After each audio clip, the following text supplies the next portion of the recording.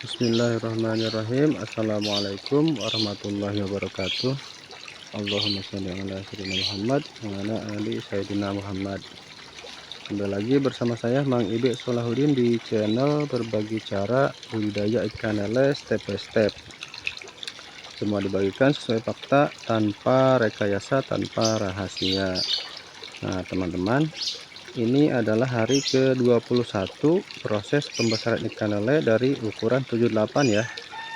Kita lihat ikannya sudah kelihatan besar, dan secara estimasi sekarang ukurannya seharusnya sudah masuk ukuran 10-11 ya. Namun untuk porsi makannya sendiri masih tetap dengan kenaikan pakan per hari, yaitu 6% per hari ya. Jadi porsi makannya hari ini sebanyak 744 gram. Nah sebelum kita kasih makan, seperti biasa saya akan bagikan sedikit informasi ya. Kali ini saya masih membahas seputar pemberian pakan. Nah teman-teman, pada video sebelumnya saya bagikan informasi dasar-dasar pemberian pakan ya, dan cara mengujinya. Dan sekarang saya bagikan informasi waktu pemberian pakan yang bagus ya untuk ikan lele itu sendiri.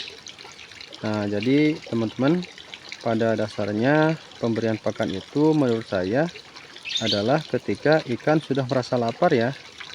Karena jika kondisi ikan masih dalam keadaan kenyang, maka respon nafsu makan pun kemungkinan akan sedikit berkurang. Jika kita paksakan, kita kasih makan dengan porsi yang sudah kita tentukan, maka dikhawatirkan ikan akan terkena masalah di kemudian hari. Karena kondisi ikan yang cenderung kenyang akan membuat ikan malas bergerak ya. Nah hal ini yang mengakibatkan kotoran yang ada di dasar kolam tidak keubek dan akhirnya mengendap dan tidak bergeser ke pembuangan. Maka penting kita mengetahui keseimbangan antara pemberian pakan dengan pembuangan kotoran di dasar kolam. Itulah kenapa kita harus mengatur porsi makan agar sesuai dengan kondisi kualitas air ya, sehingga diharapkan ini menjadi tindakan pencegahan supaya ikan tidak terkena penyakit. Nah perlu teman-teman ketahui bahwa kotoran yang ada di dasar kolam itu akan bergeser ke pembuangan karena pergerakan ikan itu sendiri ya. Maka dari itu kita harus mengkondisikan supaya ikan itu ada waktu untuk merasa lapar ya. Karena dengan kondisi lapar itu ikan akan bergerak ke sana kemari mencari makan. Nah contohnya seperti ini teman-teman ya, itu ikannya kondisinya lapar ya. Jadi mereka berenang mengelilingi kolam ya, dan akhirnya itu efeknya kotoran yang ada di dasar kolam itu akan bergeser ke pembuangan ke tengah, karena airnya juga sedikit berputar ya. Nah teman-teman, dulu saya pernah coba ya kasih makan dengan sesering mungkin.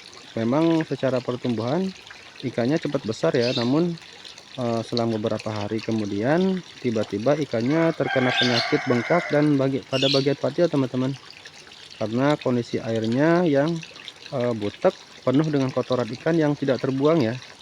Jadi buat teman-teman jangan berasumsi bahwa ketika kita menggunakan sistem kocor maka kotoran-kotoran yang dikeluarkan ikan itu akan terbuang dengan sendirinya ya. Tetap harus kita kondisikan bagaimana caranya agar kotoran itu bisa terbuang optimal, yaitu dengan cara membuat ikan merasa lapar. Nah, jika teman-teman ingin membuktikan bahwa kondisi ikan lapar bisa membuat air menjadi kelihatan lebih segar ya, coba saja ikannya jangan dikasih makan satu kali atau satu hari. Maka teman-teman bisa lihat kondisi airnya itu akan sedikit bening ya, bandingkan dengan kondisi ikan yang sering diberi makan. Kalau teman-teman sudah mencobanya, maka teman-teman akan mengerti kenapa pentingnya mengatur pola makan dan porsi makan. Nah jadi kapan waktu yang bagus memberi makan? Sebetulnya banyak persepsi ya. Ada yang bilang setelah sinar matahari masuk kolam, ada juga yang bilang bisa kapan aja. Menurut saya kapanpun bagus ya, asal teratur. Kalau kita biasa kasih makan jam 6 pagi nih dan jam 7 malam, terus aja seperti itu. Karena menurut saya naluri ikan tahu kapan kita memberi makan. Kalau saya kalau kerja bagian siang seperti sekarang ya, maka ngasih makan ikannya jam 6 atau jam 7 pagi, sambil ngopi atau sarapan. Tapi karena sekarang kondisinya gerimis nih, jadi ngopinya di tempat lain dulu. Nah, untuk malamnya saya kasih makan jam 8 malam sambil istirahat. Nah, untuk pembuangan kotorannya sendiri ya, saya lakukan di pagi hari setelah kasih makan. Jika teman-teman bertanya, apakah ikannya tidak stres kalau kita buang endapan kotornya setelah makan? Nah, kalau menurut saya tergantung kebiasaan ya.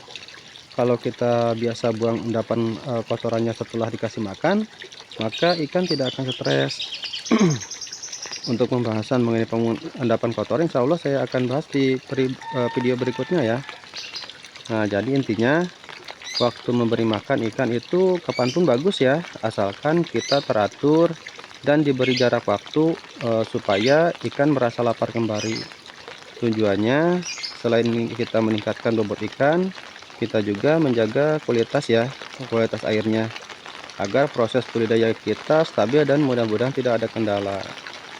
Nah, demikian pembahasan mengenai waktu pemberian pakan ya, mudah-mudahan bermanfaat buat kita semua. Nah, sekarang kondisinya sudah mulai hujan lagi ya teman-teman ya. Langsung saja kita kasih makan dengan porsi hari ini sebanyak 744 gram ya. Teman-teman bisa lihat bagaimana respon nafsu makannya. Saya ambil dulu pakannya ya, karena ini hujan jadi ditimbangnya di tempat teduh dulu.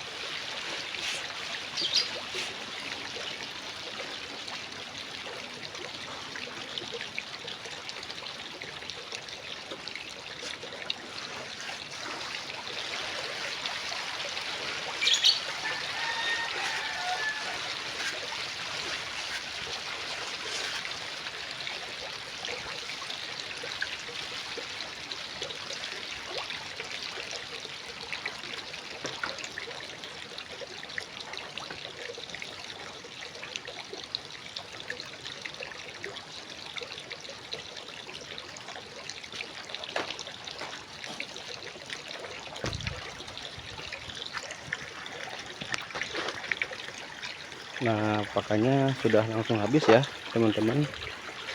Itu tandanya porsi makan yang kita berikan itu sudah sesuai ya.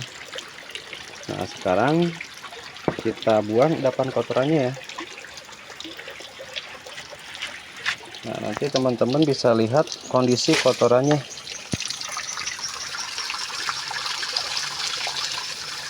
Nah, kotorannya seperti ini ya teman-teman ya. Ini bahaya kalau tidak dibuang. Satu lagi.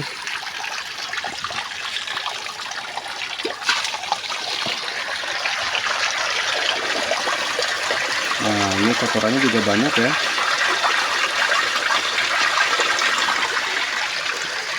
Nah, pembuangan kotoran ini sebanyak kurang lebih 5-10 cm ya penurunan airnya. Karena kan pakannya juga kita kasih banyak, jadi kotorannya maka kotorannya semakin banyak juga, jadi penurunan airnya harus lebih banyak juga, sekitar 5-10 cm. Nah, untuk hari ini sekian dulu ya video dari saya. Semoga bermanfaat. Jangan lupa like, comment, share, dan subscribe. Wassalamualaikum warahmatullahi wabarakatuh.